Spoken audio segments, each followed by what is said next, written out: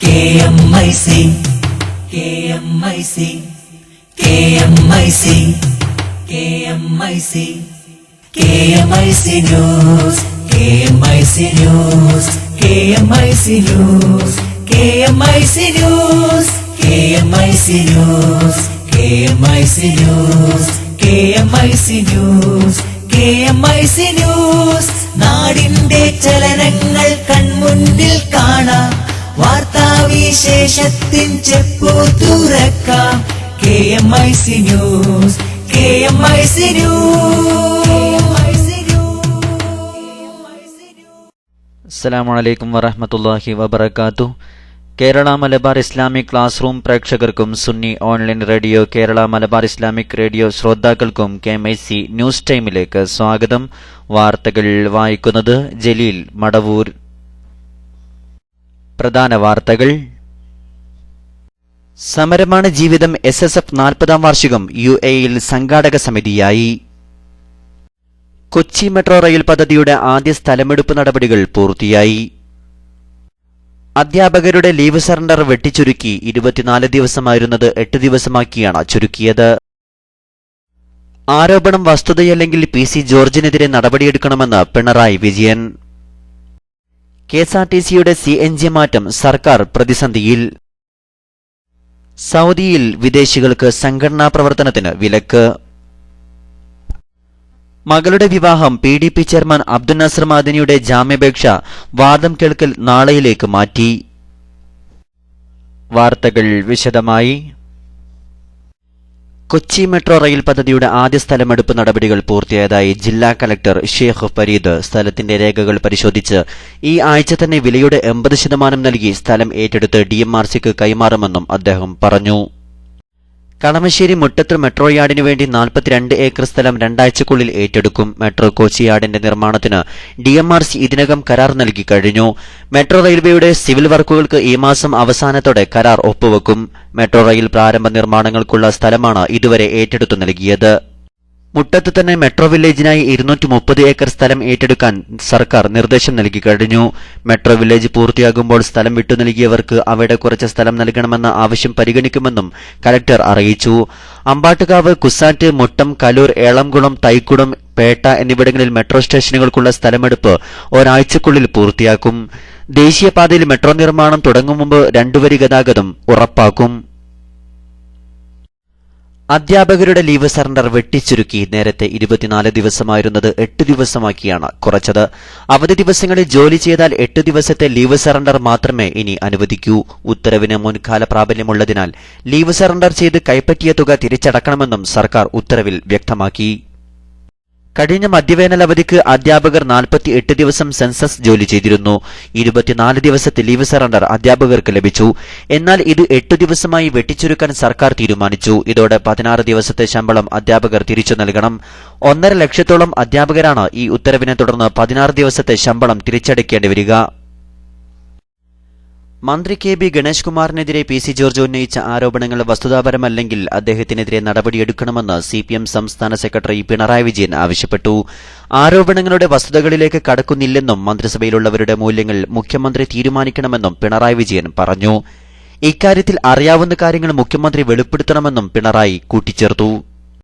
അവിഹിത ബന്ധത്തിന്റെ പേരിൽ കാമുകിയുടെ ഭർത്താവിന്റെ മർദ്ദനമേറ്റത് മന്ത്രി ഗണേഷ് കുമാറിനാണെന്ന് ചീഫ് വിപ്പ് PC ജോർജ് കഴിഞ്ഞ ദിവസം മാധ്യമപ്രവർത്തകരെ വിളിച്ചുവരുത്തി അറിയിച്ചിരുന്നു. വിവാഹേതര ബന്ധമുണ്ടെന്നാരോപിച്ച് സംസ്ഥാന മന്ത്രിസഭയിലെ ഒരു മന്ത്രിയെ കാമുകിയുടെ ഭർത്താവ് മന്ത്രിമന്ദിരത്തിൽ കയറി മർദ്ദിച്ചതായി പത്രവാർത്തയെ തുടർന്നാണ് PC ജോർജ് ആരോപണം ഉന്നയിച്ചത്. KSRTC ബസ്സുകളുടെ ഇന്ധനം സമ്മർദ്ദിത പ്രകൃതിവാതകത്തിലേക്ക് മാറ്റാനാകുമെങ്കിലും ഇത് സർക്കാരിന് കനത്ത വെല്ലുവിളി ഉയർത്തുന്നു. CNG പ്ലാന്റ് സ്ഥാപിച്ച് ബസ്സുകളുടെ ഇന്ധനമാറ്റം നടപ്പാക്കണമെങ്കിൽ കുറഞ്ഞത് 2 വർഷമെങ്കിലും വേണ്ടിവരും. KSRTCയെ രക്ഷിക്കാൻ മറ്റു വഴികൾ തേടിയേ മതിയാകൂ. ബസ്സുകളുടെ ഇന്ധനം CNGയിലേക്ക് മാറ്റാൻ കേരളത്തിന് മുന്നിലുള്ള മാതൃക ഡൽഹിയും മഹാരാഷ്ട്രയുമാണ്. സംസ്ഥാനത്ത് ഇതുവരെ വലിയ വാഹനങ്ങളിൽ CNG ഉപയോഗിച്ചിട്ടില്ല.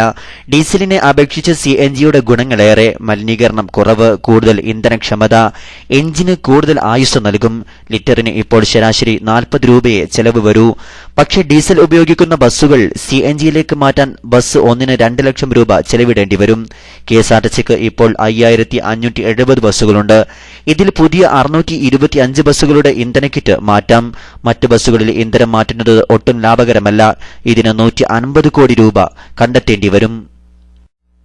KSRTCയുടെ നേരെയുള്ള പ്രശ്നത്തിന് 100 കോടി രൂപയിലൂടെ CNGയിലേക്ക് മാറ്റുക എന്ന് പറയുമ്പോൾ ഫില്ലിംഗ് സ്റ്റേഷൻ എവിടെ, അതിനുള്ള ഫെസിലിറ്റി എവിടെയാണ് ഇൻസ്റ്റാൾ ചെയ്യുന്നത്? 100 കോടി കൊണ്ട് ഒരു CNG പ്ലാന്റ് ഫില്ലിംഗ് സ്റ്റേഷൻ സ്ഥാപിക്കുവാൻ 3 കോടി വേണമെങ്കിൽ എത്ര ഫില്ലിംഗ് സ്റ്റേഷൻ ഇതുകൊണ്ട് സ്ഥാപിക്കുവാൻ കഴിയും? CNG പൈപ്പ് മാർഗമേ കൊണ്ടുവരാനാകൂ. എന്നാൽ LNG ടാങ്കറുകളിൽ കൊണ്ടുവരാം. CNG പ്ലാന്റ് സ്ഥാപിക്കാൻ 3 കോടി രൂപയാണ് ശരാശരി ചെലവ്. ദീർഘകാലാടിസ്ഥാനത്തിൽ CNGയിലേക്ക് മാറിയേ തീരൂ. എന്നാൽ കട്ടപ്പുറത്താകാൻ ഒരുങ്ങുന്ന KSRTCയെ തൽക്കാലം പിടിച്ചു നിർത്താൻ മറ്റു മാർഗങ്ങൾ തേടിയേ തീരൂ. മകളുടെ വിവാഹ ചടങ്ങിൽ പങ്കെടുക്കാൻ ഇടക്കാല ജാമ്യം നൽകണമെന്നാവശ്യപ്പെട്ട് PDP ചെയർമാൻ അബ്ദുൽ നാസർ മഅദനി നൽകിയ ഹർജിയിൽ നാളെ വാദം കേൾക്കും. ഇന്നലെ ഹർജി പരിഗണിച്ച പ്രത്യേക കോടതി ജഡ്ജി HR ശ്രീനിവാസ് വാദം കേൾക്കൽ നാളെയിലേക്ക് മാറ്റുകയായിരുന്നു. മഅദനിക്ക് വേണ്ടി ജസ്റ്റിസ് ഫോർ മഅദനി ഫോറം രക്ഷാധികാരി അഡ്വക്കേറ്റ് സെബാസ്റ്റ്യൻ പോളും P ഉസ്മാനും ഹാജരായി. പ്രോസിക്യൂഷന് വേണ്ടി ഗോപിനാഥ് ഹാജരായി. മാർച്ച് 10 നടക്കുന്ന മകൾ ഷമീറയുടെ വിവാഹത്തിൽ പങ്കെടുക്കാനും അൻവാർശേരിയിൽ അസുഖബാധിതനായി കഴിയുന്ന പിതാവ് അബ്ദുസമദ് മാസ്റ്ററെ കാണാനും മാർച്ച് 8 മുതൽ 12 വരെ പോലീസ് അകമ്പടിയോടെയുള്ള പരോളോ ജാമ്യമോ അനുവദിക്കണമെന്നാണ് ഹർജിയിൽ അഭ്യർത്ഥിച്ചിരിക്കുന്നത്. സ്വന്തം ചെലവിൽ യാത്ര നടത്താമെന്നും കോടതിയെ അറിയിച്ചിട്ടുണ്ട്. ബാംഗ്ലൂരു സ്ഫോടനക്കേസിലെ 2 പ്രതികൾക്ക് നേരത്തെ ഈ രീതിയിൽ അനുവാദം നൽകിയിട്ടുള്ളതിനാൽ ജാമ്യം കിട്ടുമെന്ന പ്രതീക്ഷയിലാണ് മഅദനി. അതേസമയം മഅദനിക്ക് ജാമ്യം നൽകാൻ ആവശ്യമായ നടപടി സ്വീകരിക്കണമെന്നാവശ്യപ്പെട്ട് മുഖ്യമന്ത്രി ഉമ്മൻചാണ്ടി അയച്ച ഫാക്സ് സന്ദേശം കർണാടക മുഖ്യമന്ത്രി ജഗദീഷ് ഷെട്ടാർ ഇതുവരെ കണ്ടിട്ടില്ല. ഡൽഹിയിലായിരുന്ന മുഖ്യമന്ത്രി ഇന്ന് രാവിലെ നിയമസഭാ മന്ദിരത്തിലെത്തിയ ശേഷമേ കത്ത് കാണാനിടയുള്ളൂ. കേന്ദ്ര സർക്കാരിന്റെ കാർഷിക കടാശ്വാസ പദ്ധതിയിൽ വൻ അഴിമതി നടന്നുവെന്ന് CAG റിപ്പോർട്ട്. കാർഷിക കടം എഴുതി തള്ളിയതിനാൽ അർഹതയില്ലാത്ത വൻകിട കർഷകരും നേട്ടമുണ്ടാക്കിയെന്ന് റിപ്പോർട്ട് കണ്ടെത്തി. മാനദണ്ഡങ്ങൾ ലംഘിച്ച് 165 കോടിയുടെ കടമാണ് എഴുതി തള്ളിയത്. ബാങ്കുകളും മൈക്രോ ഫൈനാൻസ് സ്ഥാപനങ്ങളും ഇതിലൂടെ നേട്ടമുണ്ടാക്കിയതായും ഇന്ന് പാർലമെന്റിൽ സമർപ്പിച്ച റിപ്പോർട്ടിൽ പറയുന്നു. പരിശോധിച്ച 90,000 കേസുകളിൽ 20,000-ത്തിലും കംട്രോളർ ആൻഡ് ഓഡിറ്റർ ജനറൽ ക്രമക്കേട് കണ്ടെത്തിയിട്ടുണ്ട്.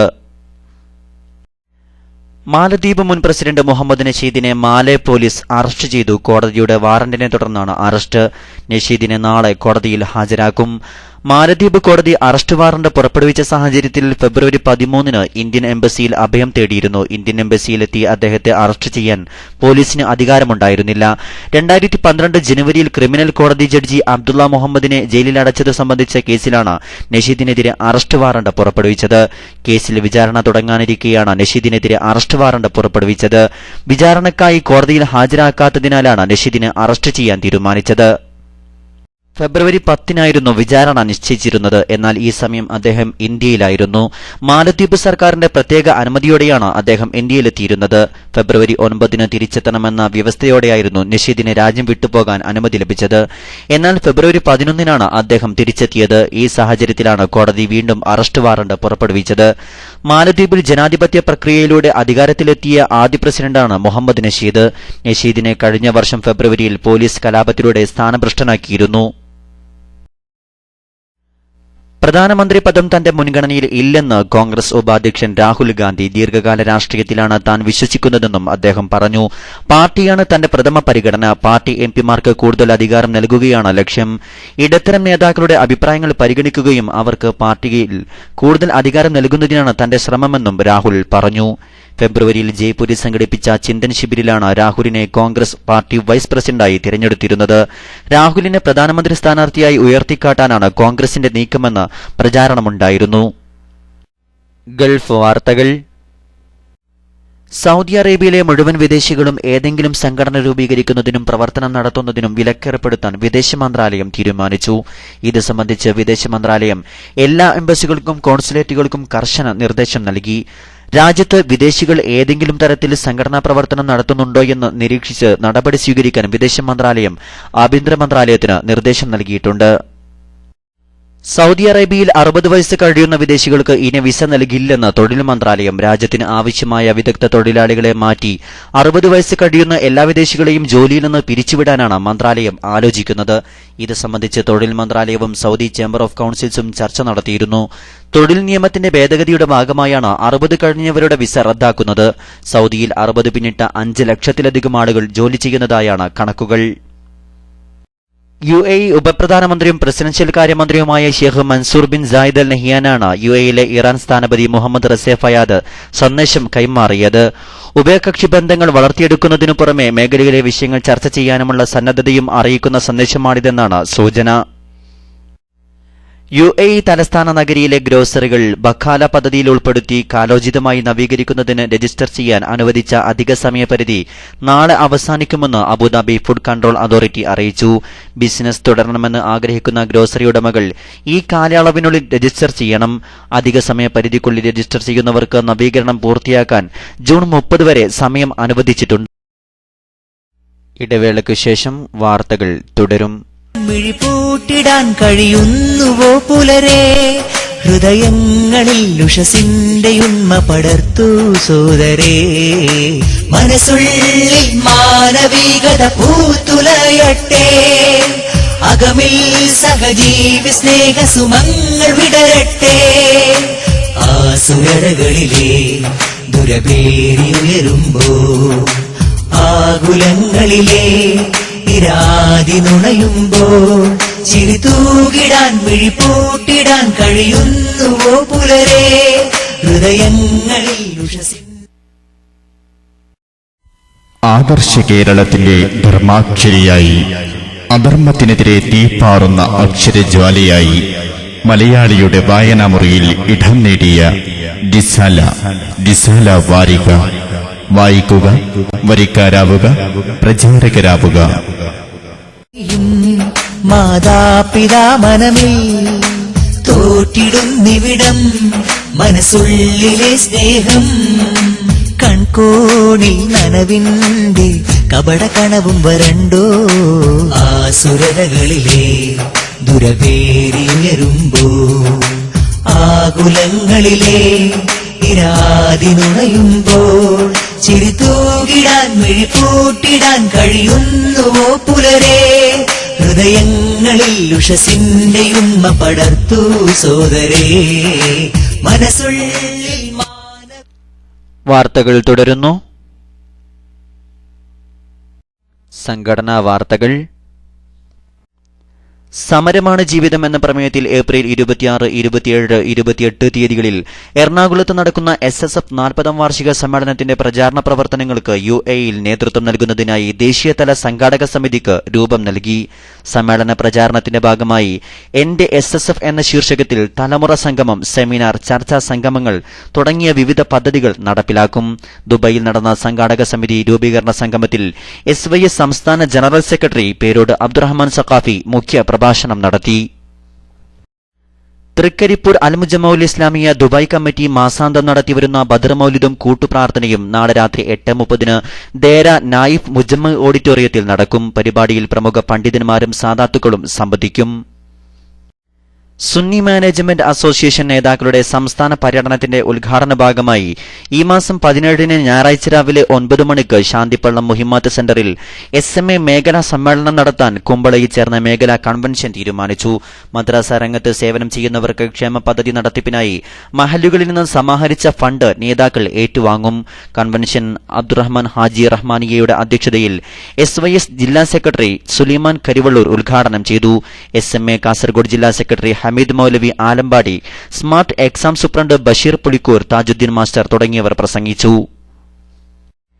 SYS Kumbla circle SJM Kumbla range സംയുക്താഭിമുഖ്യത്തിൽ ഈ മാസം 8 വൈകിട്ട് 4 മണിക്ക് മൊഗ്രാലിൽ ജീലാനി അനുസ്മരണവും മൊഹീദ്ദീൻ മാല ആസ്വാദനവും നടക്കും. സയ്യിദ് ഹസൻ അഹദൽ പ്രാർത്ഥന നടത്തും. സയ്യിദ് അബ്ദുൽ അസീസ് ഹൈദ്രോസിയുടെ അധ്യക്ഷതയിൽ SYS കാസർഗോഡ് ജില്ലാ പ്രസിഡന്റ് പള്ളങ്കോട് അബ്ദുൽ ഖാദർ മദനി ഉദ്ഘാടനം ചെയ്യും. മൊഹീദ്ദീൻ സഖാഫി അൽ കാമിലി തൊക്കെ അനുസ്മരണ പ്രഭാഷണം നടത്തും. സുബൈർ സൈദി മധുർ മൊഹീദ്ദീൻ മാല ആസ്വാദനത്തിന് നേതൃത്വം നൽകും. സുലൈമാൻ കരിവള്ളൂർ, സയ്യിദ് മുനീറുൽ അഹദൽ ഹിമമി, സയ്യിദ് ബദറുദ്ദീൻ സഖാഫി തലക്കി തുടങ്ങിയവർ സംബന്ധിക്കും. മീലാദ് ക്യാമ്പയിനോടനുബന്ധിച്ച് റിസാല സ്റ്റഡി സർക്കിൾ RSC നടത്തുന്ന ബുക്ക് ടെസ്റ്റിന്റെ 1ാം ഘട്ടം പൂർത്തിയായി. ആദ്യഘട്ടത്തിൽ ഉയർന്ന മാർക്ക് നേടിയവരെ പങ്കെടുപ്പിച്ചിട്ടുള്ള 2ാം ഘട്ട പരീക്ഷ മാർച്ച് 8 സോൺ കേന്ദ്രങ്ങളിൽ നടക്കും. IPB പ്രസിദ്ധീകരിച്ച റസൂലിന്റെ പൂമുഖം എന്ന പുസ്തകം പ്രവാസി സമൂഹത്തിന് വായനയ്ക്കു നൽകിയാണ് ഉള്ളടക്കം അടിസ്ഥാനപ്പെടുത്തിയുള്ള വിജ്ഞാന പരീക്ഷ നടത്തുന്നത്. പുസ്തകത്തോടൊപ്പം വിതരണം ചെയ്ത ചോദ്യാവലിക്ക് ഉത്തരങ്ങൾ എഴുതി സമർപ്പിക്കുന്ന രീതിയായിരുന്നു 1ാം ഘട്ടത്തിൽ നടപ്പിലാക്കിയത്. 70% മുകളിൽ മാർക്ക് നേടിയവരെ പങ്കെടുപ്പിച്ചിട്ടുള്ളതാണ് രണ്ടാം ഘട്ട പരീക്ഷ. ഗൾഫിലെ 35 സോൺ കേന്ദ്രങ്ങളിലാണ് പരീക്ഷ നടക്കുക. മീലാദി ക്യാമ്പയിൻ കാലത്ത് പ്രവാചകരെ പഠനവിധേയമാക്കുക ലക്ഷ്യം വെച്ചാണ് പുസ്തകം തയ്യാറാക്കി വിതരണം ചെയ്ത് അത് അടിസ്ഥാനമാക്കി പരീക്ഷ നടത്തുന്നതെന്ന് ഇസാല സ്റ്റഡി സർക്കിൾ ഭാരവാഹികൾ അറിയിച്ചു. രണ്ടാം ഘട്ട പരീക്ഷയിൽ വിജയം നേടുന്നവർക്ക് നാഷണൽ സോൺ തലങ്ങളിൽ സമ്മാനങ്ങൾ നൽകും. മാസാന്ത കുത്തുബിയത്തും ജമലുലൈലി ഉറൂസും നാളെ വൈകിട്ട് 7 മണിക്ക് പുത്തനത്താണി ചേലൂരിൽ നടക്കും. സയ്യിദ് ഹുസൈൻ ജമലുലൈലി കടലുണ്ടി നഗരം നേതൃത്വം നൽകും. ഷാഫി സഖാഫി മൊണ്ടമ്പ്ര പ്രഭാഷണം നടത്തും. ഗുരുത്തക്കേട് 6 കണ്യത്തുസ്താദിന്റെ മകൻ കുഞ്ഞുമോൻ മുസ്ലിയാരും നജുമുദ്ദീൻ സഖാഫി പൂക്കോട്ടൂരും ഇന്ന് വൈകിട്ട് 7 മണിക്ക് LCD ക്ലിപ്പിംഗ് സഹിതം പുൽപ്പറ്റ പാലക്കത്തോടിൽ പ്രസംഗിക്കുന്നു. ദുആ മജ്ലിസിന് സയ്യിദ് ശിഹാബുദ്ദീൻ അഹദൽ നേതൃത്വം നൽകും. SSF 40ാം വാർഷിക മലപ്പുറം ജില്ലാ സ്വാഗത സംഘം മീറ്റ് ഇന്ന് വൈകിട്ട് 7 മണിക്ക് മലപ്പുറം വാദിസലാമിൽ ചേരുന്നു. സ്വാഗത സംഘം ഭാരവാഹികൾ ഉപസമിതി ചെയർമാൻ കൺവീനർ പങ്കെടുക്കണമെന്ന് ചെയർമാൻ PKM സഖാഫി ഇരിങ്ങലൂർ അറിയിച്ചു. SSF I-ടീം അംഗവും നിലമ്പൂർ മുനിസിപ്പൽ യൂണിറ്റ് സെക്രട്ടറിയുമായിരുന്ന അർഷാദ് കഴിഞ്ഞ ദിവസം പെരിന്തൽമണ്ണയിൽ നടന്ന SSF I-ടീം റാലിയിൽ പങ്കെടുക്കാനുള്ള ഒരുക്കത്തിനിടെ അപകടത്തിൽപ്പെട്ട് മരണപ്പെട്ടു. മയ്യിത്ത് നിസ്കരിക്കാനും പ്രാർത്ഥിക്കാനും നേതാക്കൾ അറിയിച്ചു. അവസാനമായി പ്രധാന വാർത്തകൾ ഒരിക്കൽ കൂടി. സമരമാണ് ജീവിതം. SSF 40ാം വാർഷികം UAEയിൽ സംഘാടക സമിതിയായി. കൊച്ചി മെട്രോ റെയിൽ പദ്ധതിയുടെ ആദ്യ സ്ഥലമെടുപ്പ് നടപടികൾ പൂർത്തിയായി. അധ്യാപകരുടെ ലീവ് സറണ്ടർ വെട്ടിച്ചുരുക്കി. 24 ദിവസമായിരുന്നത് 8 ദിവസമാക്കിയാണ് ചുരുക്കിയത്. ആരോപണം വസ്തുതയല്ലെങ്കിൽ PC ജോർജിനെതിരെ നടപടിയെടുക്കണമെന്ന് പിണറായി വിജയൻ. KSRTCയുടെ CNG മാറ്റം സർക്കാർ പ്രതിസന്ധിയിൽ. സൗദിയിൽ വിദേശികൾക്ക് സംഘടനാ പ്രവർത്തനത്തിന് വിലക്ക്. മകളുടെ വിവാഹം PDP ചെയർമാൻ അബ്ദുൽ നാസർ മാദനിയുടെ ജാമ്യാപേക്ഷ വാദം കേൾക്കൽ നാളെയിലേക്ക് മാറ്റി. KMICയിൽ ഇനി കോഴിക്കോട് നിന്നും പ്രശസ്ത ചിന്തകനും പ്രഗത്ഭ പ്രഭാഷകനുമായ Markaz general manager C Muhammad ഫൈസിയുടെ പ്രഭാഷണം തത്സമയം ശ്രവിക്കാം. ഇതോടെ KMIC ന്യൂസ് ടൈം സമാപിക്കുന്നു. അടുത്ത ന്യൂസ് ബുള്ളറ്റിൻ നാളെ വൈകിട്ട് ഇന്ത്യൻ സമയം 6:30 കേരള മലബാർ ഇസ്ലാമിക് ക്ലാസ് റൂമിൽ. നിങ്ങളുടെ അഭിപ്രായങ്ങളും നിർദ്ദേശങ്ങളും നിങ്ങൾക്ക് ലഭിക്കുന്ന വാർത്തകളും ചിത്രങ്ങളും KMIC ന്യൂസ് ടൈമിന് അയക്കുക. അയക്കേണ്ട വിലാസം KMIC-newstime@gmail.com. ഏറ്റവും പുതിയ വാർത്തകൾ ലഭിക്കാൻ സന്ദർശിക്കുക www.sunnyonlineclass.com, www.sunnyonlinenews.com. അസ്സലാമു അലൈക്കും വറഹ്മത്തുള്ളാഹി വബറകാതുഹു.